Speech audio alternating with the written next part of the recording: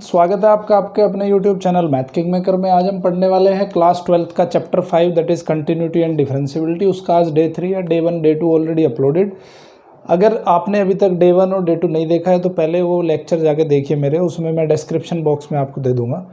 ठीक है, तो आज हम क्या पढ़ने वाले हैं डिफरेंट। सबसे डे 1 डे 2 में क्या पढ़ा हमने? कंटिन्यूटी पढ़ा है, डिफरेंशियबिलिटी पढ़ा है और डिफरेंशिएशन, डिफरेंट काइंड के डिफरेंशिएशन हमने पढ़े हैं। सो आज हम पढ़ने वाले हैं लॉगरिथमिक डिफरेंशिएशन। कुछ एग्जांपल्स डिस्कस करेंगे, सेकंड ऑर्डर डेरिवेटिव पढ़ेंगे, मीन वैल्यू थ्योरम पढ़ेंगे, रोल्स थ्योरम पढ़ेंगे और उसके साथ हम इस चैप्टर को कंक्लूड करेंगे। बहुत ही इंपॉर्टेंट चैप्टर है।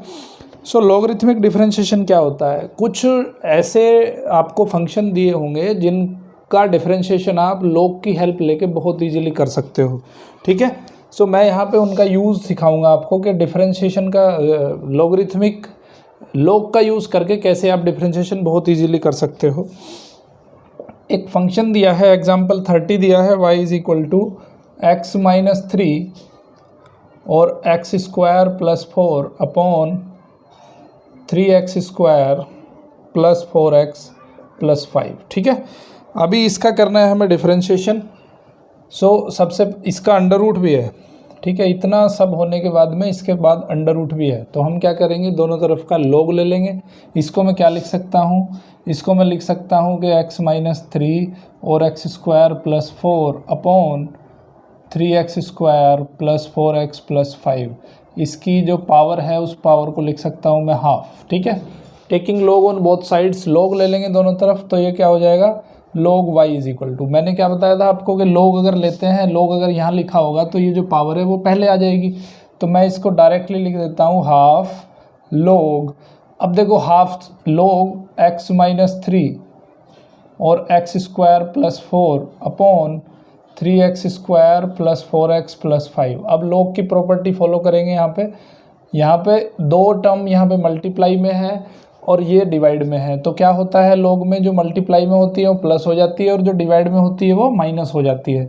तो इसको मैं लिख सकता हूँ 1/2 log, यहाँ पे बड़ा ब्रैकेट लगा देते हैं, x माइनस 3 और plus log x square plus 4 और ये हो जाएगा माइनस, तो ये हो जाएगा minus log 3x square plus 4x plus 5। ठीक है, समझ आई बात? अब मैं इसको कर देता हूँ differentiating on both sides, differentiating on both sides with respect to x, तो ये यहाँ पे क्या है, log y है, तो y का फंक्शन है, तो जब हम इसको x के रेस्पेक्ट में डिफरेंशिएट करेंगे तो ये हो जाएगा 1/y, log y का डिफरेंशिएशन 1/y और dy अपॉन dx। ठीक है, ये कोई नई चीज़ नहीं है, आप पहले ही इसको पहले वाले लेक्चर में मैंने बताया कि ये कैसे होगा।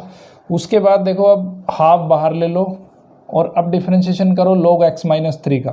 तो log x माइनस 3 का डिफरेंशिएशन यहाँ पे log x माइनस 3 का डिफरेंशिएशन करोगे तो ये log x है, x का डिफरेंशिएशन 1/x, तो ये हो जाएगा 1/x माइनस 3 और फिर फंक्शन का फंक्शन कंपोजिट फंक्शन है, तो differentiation of x minus 3 will be 1। ठीक है, plus similarly log of x square plus 4, इसका डिफरेंशिएशन हो जाएगा 1/x स्क्वायर प्लस 4।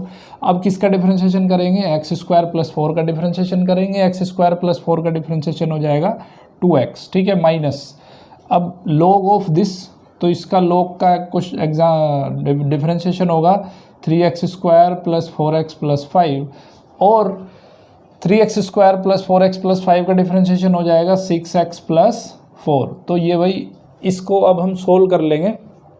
सोल्व करके मैं डायरेक्टली लिख देता हूँ, इसको आप सोल्व भी कर सकते हो, तो मैं यहाँ पे डायरेक्ट लिख लेता हूँ, समय की बचत हो जाएगी। तो ये सोल्व करने के बाद आ जाएगा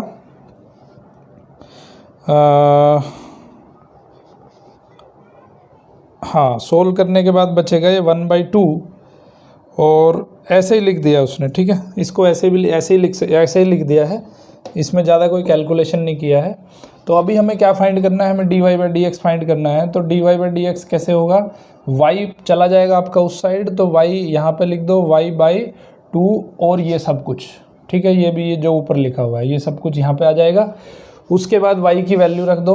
y की वैल्यू क्या है, ये जो y की वैल्यू गिवन है, तो y की वैल्यू है x minus 3 x square plus 4 upon 3x² plus 4x plus 5, ठीक है, इसका अंडर रूट, और यहाँ पे ऑलरेडी 1/2 है और ब्रैकेट में ये सब लिख दो, ठीक है।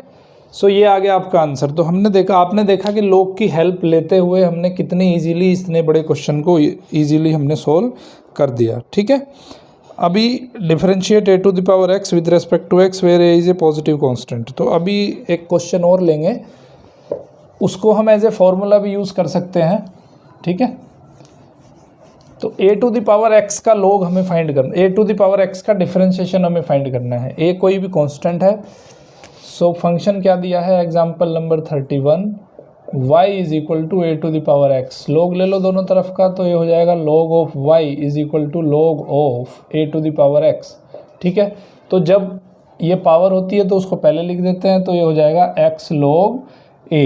दोनों तरफ का डिफरेंशिएशन कर दो, differentiation with respect to x, तो डिफरेंशिएशन करेंगे हो जाएगा 1/y dy/dx is equal to, ये तो देखो कांस्टेंट है तो खाली x का डिफरेंशिएशन होगा, ये मल्टीप्लाई में है तो यहाँ पे आ जाएगा log a, x का डिफरेंशिएशन आ जाएगा 1, y उधर ले जाओ तो dy/dx क्या हो जाएगा, y इंटू log a।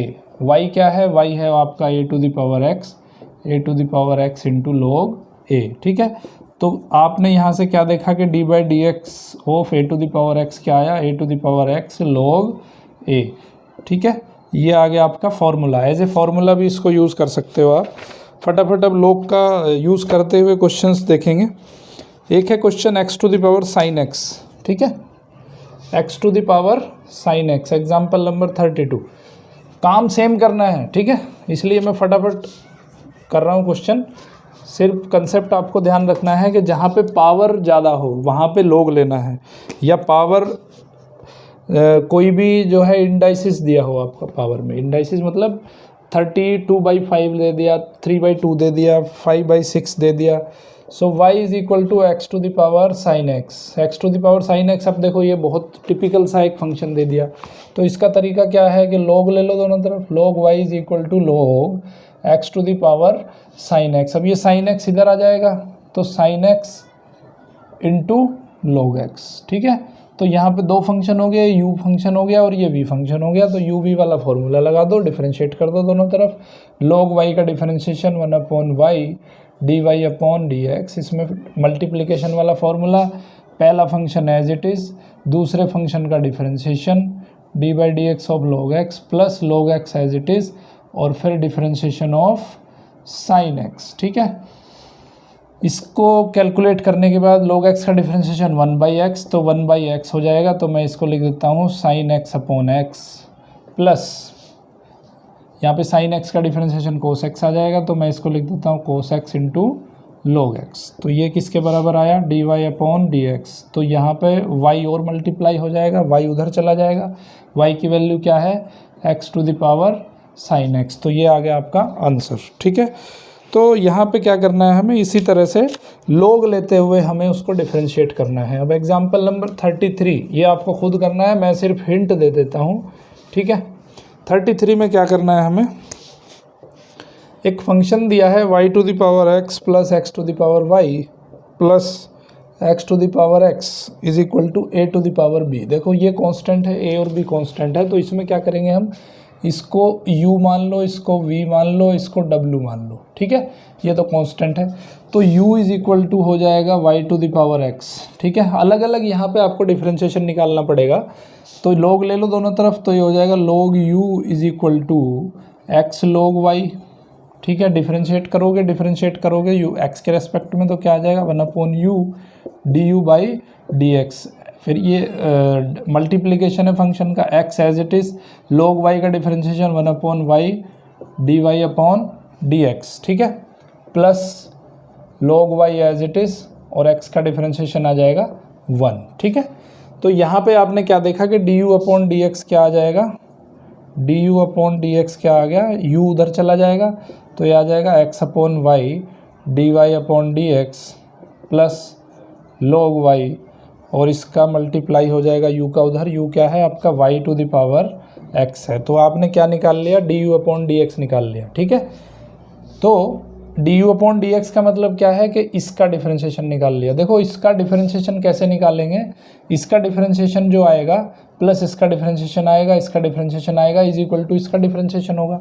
तो ये क्या हो जाएगा, d by d x of y to the power x plus d by d x of x to the power y plus d by d x of x to the power x is equal to, इसका d by d x करेंगे तो क्या आएगा, 0 आएगा। ठीक है, तो हम यहाँ से इसको u माना हमने, इसको v माना, इसको w माना, तो हम लिख सकते हैं d u upon d x plus d v upon d x plus d डब्ल्यू upon d x is equal to 0। तो ये हमने एक इक्वेशन बना दी। ठीक है, इस इक्वेशन में क्या करना है, हमें d u upon d x की वैल्यू जैसे मैंने निकाली है, सिमिलरली हमें d v upon d x की वैल्यू निकालनी है, उसी की तरह से डी डब्ल्यू अपॉन डी एक्स की वैल्यू निकालनी है। तीनों वैल्यू निकालोगे, निकाल के आप रख दोगे 0 के बराबर। अब यहाँ कहीं पे देखो इनमें d y upon d x बाहर आ जाएगा, d y upon d x, चलो मैं सीधे सीधे लिख देता हूँ, d v upon d x find कर लोगे इसी तरह से, d v upon d x आ जाएगा आपका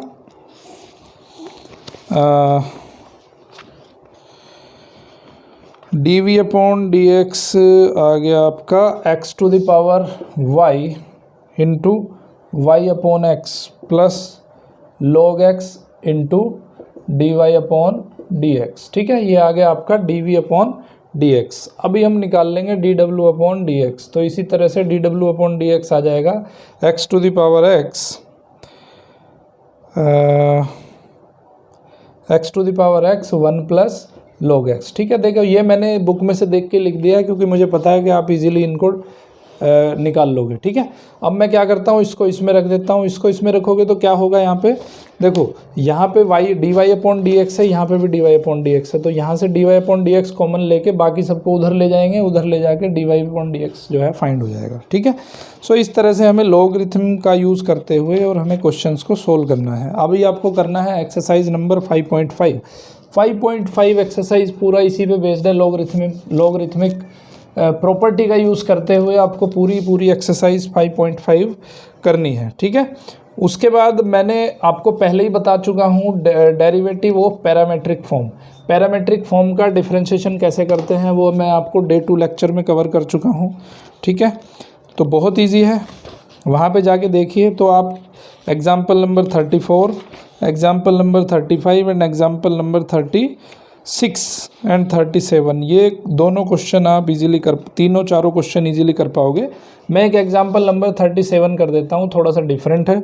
इसमें क्या दिया है उसने कि d y by d x find करना है अगर x to the power 2/3 plus y to the power 2/3 is equal to a to the power 2/3। देखो इसको करने के बहुत सारे तरीके हैं, इसको आप यहीं सिंपली आप डिफरेंशिएट कर दो तो यहाँ पे भी वैल्यू निकल जाएगी, बट इसको पैरामेट्रिक फॉर्म वाले क्वेश्चन में दिया है तो मैं उस तरह से आपको इसको सोल्व करके दिखाता हूँ। ठीक है, सो x को अगर हम मान लें a कोस क्यूब थीटा और y को मान लें a साइन क्यूब थीटा, तो ज़रा वैल्यू रख के देखो क्या a टू द पावर 2/3 आता है। x की value a cos cube theta, तो यहाँ पे रख दूँ मैं a कोस क्यूब थीटा की power 2/3 plus a sine cube theta की पावर 2/3, तो ये इक्वल टू आना चाहिए 1/a टू द पावर 2/3, तो यहाँ पे आ जाएगा a to the power 2/3। Cos cube से क्यूब 3 से 3 पावर कट जाएगी तो बचेगा cos square theta, a to the power 2/3 बचेगा साइन स्क्वायर थीटा। ये जो है a to the power 2/3 common आ जाएगा तो cos square theta plus sine square theta आ जाएगा आंसर। ठीक है, ये 1 हो जाएगा, तो आंसर कितना आ जाएगा a टू द पावर 2/3। तो ये जो वैल्यू मैंने ली है पैरामेट्रिक फॉर्म में, ये वैल्यू इसको सेटिस्फाई करती हैं। तो अब आपको क्या करना है, यहाँ से dx अपॉन डी थीटा निकाल लेना है और dy अपॉन डी थीटा निकाल लेना है, दोनों को डिवाइड कर दो तो dy अपॉन डी एक्स आपको ईजिली निकल जाएगा। अब आपको करना है एक्सरसाइज नंबर 5.6 पूरी पैरामेट्रिक फॉर्म के ऊपर डिपेंड करती है, तो इसको इजीली कर पाओगे आप। ठीक है, 5.6 एक्सरसाइज जब कंप्लीट कर लो तो इस लेक्चर को उसके आगे तभी देखना। कोई डाउट आ रहा है तो कमेंट बॉक्स में जाके कमेंट करना। तो अभी हम पढ़ेंगे second order derivative. Second order derivative देखो, फर्स्ट ऑर्डर का डेरिवेटिव आपने कर चुका है, तो second order derivative is nothing but जो फर्स्ट ऑर्डर डेरिवेटिव आया है उसको अगर अगेन हम डेरिवेट कर दें तो बन जाता है वो सेकंड ऑर्डर डेरिवेटिव। ठीक है, जैसे हमने लिखा y is equal to f x, तो फर्स्ट ऑर्डर डेरिवेटिव क्या लिख रहे हैं हम, y डैश लिख रहे हैं, y dash is equal to d by d x of f x. तो अब अगर इसको हम अगेन डेरिवेट कर देते हैं तो ये हो जाएगा वाई डबल डैश और ये बन जाएगा D square upon d x square D by d x square, ये हो जाएगा आपका, ठीक है, D square upon d x square F x, इसको ऐसे लिखते हैं। तो अगर जो आपका सेकंड ऑर्डर डेरिवेटिव है उसको लिखने का तरीका यह है कि यहाँ पे डबल डैश भी लिख सकते हैं या d square upon d x square और एफ एक्स, या इसको नॉर्मली हम लिख देते हैं d square y upon d x square, ठीक है। So this is called as second order derivative. First order derivative d y upon d x होता है, सेकंड ऑर्डर डेरिवेटिव आपका d square y upon d x square होता है। बस concept दोनों का सेम है, बस आपको क्या करना है कि फर्स्ट ऑर्डर डेरिवेटिव फाइंड करना है और उसको अगेन डेरिवेट कर दोगे तो सेकंड ऑर्डर का डेरिवेटिव बन जाएगा, ठीक है। जैसे एग्जाम्पल नंबर 38 लेते हैं, बहुत सिंपल सा, y is equal to x cube plus 10x, इसका सेकेंड ऑर्डर डेरिवेटिव फाइंड करना है इसका d square y upon d x square. तो मैं क्या करूँगा, डिफरेंशिएट करूँगा दोनों तरफ, तो ये हो जाएगा d y upon d x is equal to 3x square plus sec square x. अब फिर अगेन इसको डेरिवेट करेंगे तो d square y upon d x square आ जाएगा, 3 2 जा 6x हो जाएगा। फिर क्या करूँगा मैं, सेक स्क्वायर एक्स का डेरिवेटिव, एक्स स्क्वायर का डेरिवेटिव हो जाएगा 2 sec x, ठीक है।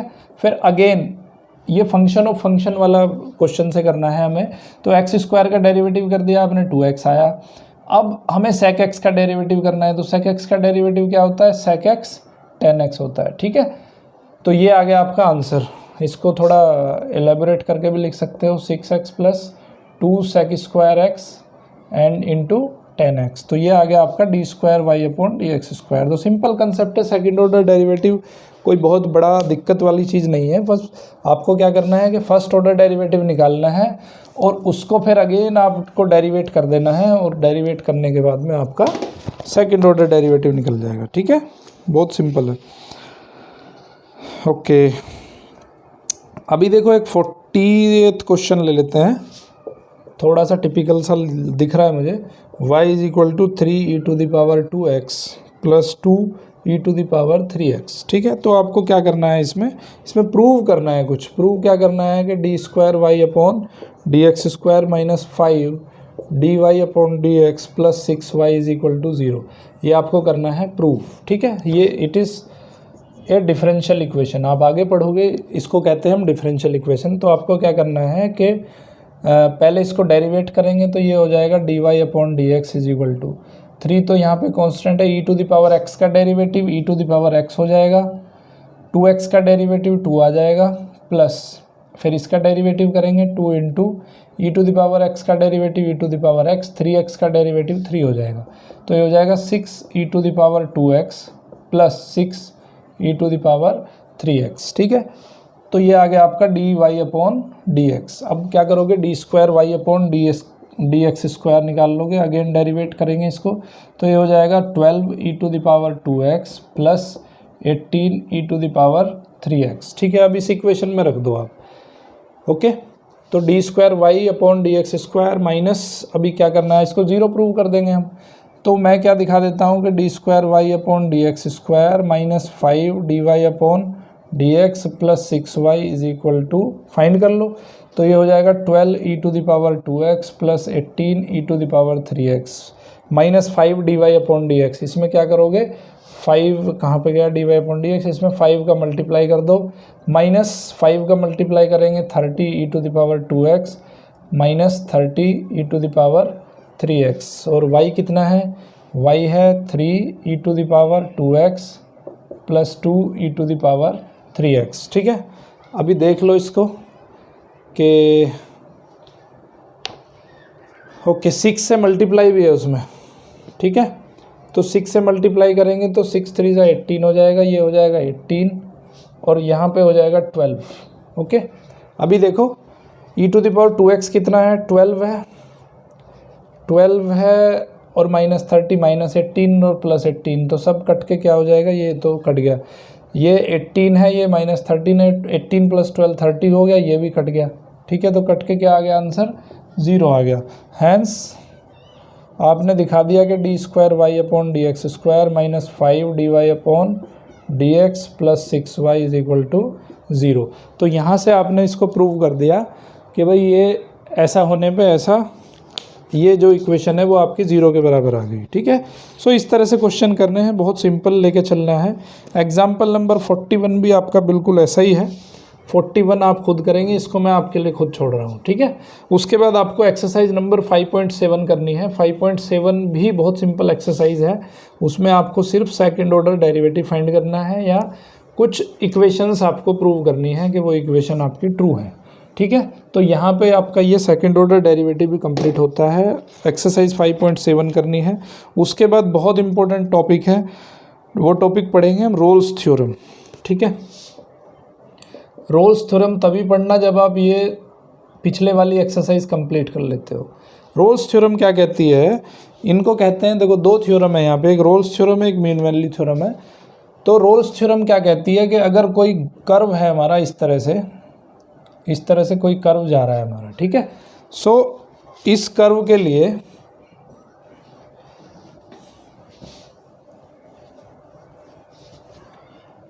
एक हमारे पास कर्व है। ठीक है, इस तरह का कोई कर्व है। ओके, तो अगर हम इंटरवल कंसिडर करें, कहाँ से कंसिडर करें, ये ए पॉइंट है हमारे पास और ये पॉइंट है कहीं बी। ओके, दो पॉइंट पे हमने, ये कर्व है हमारा y is equal to f x. इस y is equal to f x पे हम दो पॉइंट कंसिडर कर रहे हैं। कौन कौन से कंसिडर कर रहे हैं, a और b कंसिडर कर रहे हैं। ठीक है, तो वो कहता है कि भाई अगर ये पहली चीज़ है कि ये कंटिन्यूस फंक्शन होना चाहिए, दूसरी चीज़ है डिफरेंशिएबल फंक्शन होना चाहिए। ठीक है, तो पहली कंडीशन क्या है कि ये फंक्शन आपका कंटिन्यूस है। कंटिन्यूस किस में है, ए बी का क्लोज्ड इंटरवल में। क्लोज इंटरवल का मतलब है कि ए और बी भी वहाँ पे कंसिडर होंगे। दूसरा जो बात है वो क्या कह रहा है कि ये डिफरेंशिएबल भी है, ये फंक्शन डिफरेंशिएबल भी है। डिफरेंशिएबल किस में है, ओपन इंटरवल में है। ओपन इंटरवल मतलब ए और बी उसमें इंक्लूडेड नहीं है। तो तीसरी बात कह रहा है कि भाई अगर इफ़ एफ ए और एफ बी अगर इक्वल हो जाएं, एफ ए और एफ बी अगर इक्वल हो जाएं, तो ये कह रहा है कि यहाँ पे कहीं बीच में एक पॉइंट सी ऐसा होगा, एक कहीं बीच में ऐसा पॉइंट सी होगा, ये कहीं इन दोनों के बीच में एक पॉइंट सी होगा कि जिस पे f dash C is equal to 0 हो जाए। ठीक है, f dash C is equal to 0 का मतलब क्या है कि उसका जो डिफरेंशिएशन है, इस फंक्शन का differentiation, first order differentiation will be 0। बात आई समझ में। If y is equal to fx is a continuous function in closed interval ab and differentiable in open interval ab, if fa is equal to fb at two endpoints for that interval ab, if fa is equal to fb then f dash c will be equals to 0 and c will be lying between, c belongs to ab। C जो है वो कहाँ belong करेगा, A B के बीच में कहीं belong करेगा। तो इसको बोलते हैं हम रोल्स थ्योरम। ये क्या है, हमारी रोल्स थ्योरम है। ठीक है, उसके बाद पढ़ेंगे हम मीन वैल्यू थ्योरम। इसको स्टेटमेंट इसका यही बनता है, कंसेप्ट समझ लो बहुत अच्छे से। कंटिन्यूस होना चाहिए, डिफरेंशिएबल होना चाहिए, दोनों की वैल्यू इक्वल होनी चाहिए, इस इंटरवल के जो एंड पॉइंट है उसकी वैल्यू इक्वल होनी चाहिए। तो f dash c will be equals to 0 and c will be belonging from a to b. उसके बाद पढ़ेंगे mean value theorem. Mean value theorem क्या कहती है, मीन वैल्यू थ्योरम भी बिल्कुल ऐसी है।